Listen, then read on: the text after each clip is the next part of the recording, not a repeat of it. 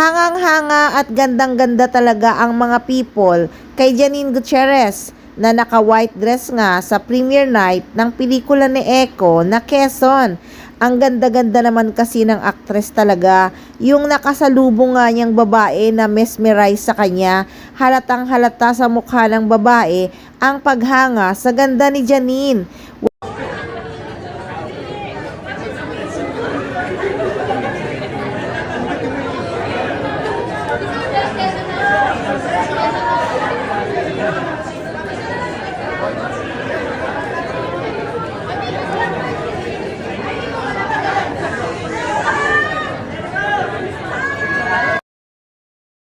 Wala ngang kaborloloy-borloloy ang aktres sa katawan. Napakanit pang tingnan ng aktres. Pati nga sa mga kuhang larawan, mapaharap, mapatagilid o mapatalikod man, napakaganda talaga ni Janine Gutierrez sa kanyang puting damit. Simple lang ang disenyo pero tunay na lumilitaw ang kanyang pagiging elegante at angking ganda. Kaya naman ang mga buzzer nagdagsaan na naman, dami na naman kuda. Konti daw ang tao sa premiere night ni Jericho. Hindi daw kikita ang pelikula ni Eco. At bakit daw ganon? Mas marami pa raw ang guard kesa sa fans.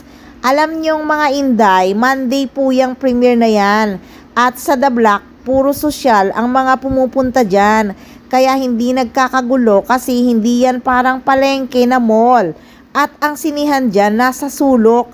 Kaya nga dyan nag-premiere kasi tahimik, hindi crowded. Premiere night yon ng pelikula, hindi yon concert na mga papansin.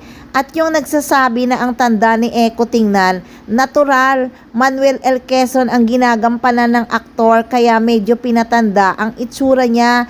At saka walang filter yon, di kagaya ng idol nyo, pati wet pack may filter tapos sasabihin may nangbabas sa idol nila dahil sa suot nitong short.